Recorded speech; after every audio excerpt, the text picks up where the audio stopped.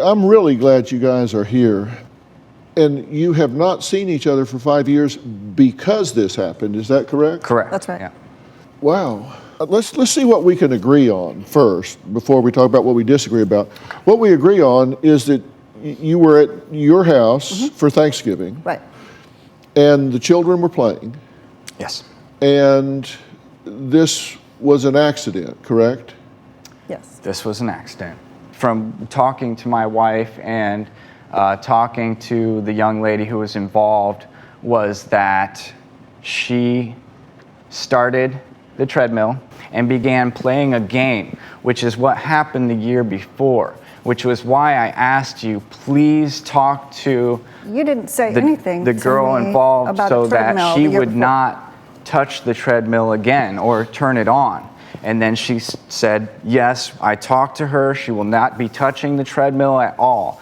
But she turned it on and she played the ball game. And my son was kind of lured onto it because he saw the balls, but he didn't know what was going on. So he went for him and his finger got sucked in. Well, clearly he didn't know the danger, and Correct. clearly he couldn't turn the treadmill on. He's Correct. 2.5. A Right. 2.5-year-old can't turn the treadmill Right. on, and he can't predict the danger. So Correct. he's out of this. Right. But why do you say Ellen is responsible? Because she was told that it was an unsafe environment and how to fix it. She did not. That's not true. Told by And you. By me and another person. She said she would keep the door locked and she would talk to her child and that she would never touch the treadmill without adult supervision ever again. Let's assume all that's true. Okay. Hypothetically, that was 5 years ago, and you said when you came out here that you acknowledge it was an accident. Yes. Why are you still upset about it? I don't think upset is the correct term because I love you and I really want this family to get back together, and we have such a great family and history, and I want it to be a rational decision. This is a totally rational decision. Something happened and then other things happened afterwards that even made it worse.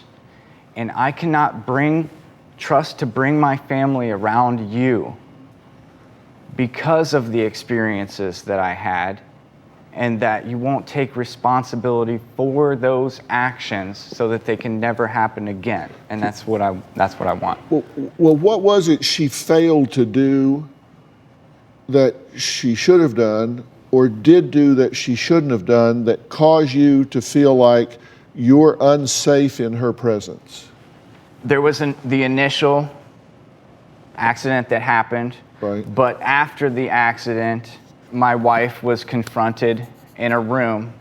And this is while we are dealing with Blake's worst time of his life. Our whole family is going through trauma. And you and a couple of other family members confront her without me and tell her maybe she shouldn't come next year to Thanksgiving.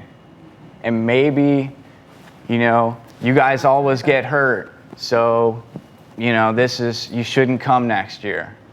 And then Beth came to me to tell me that.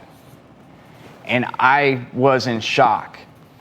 We've heard from Jacob, and we're going to take a break. When we come back, I want to hear Ellen's side of this. And we're also going to add Jacob's wife, Beth. She says that when Blake got hurt, it was one of the worst days of her life, and she can't believe that no one from the family reached out afterwards.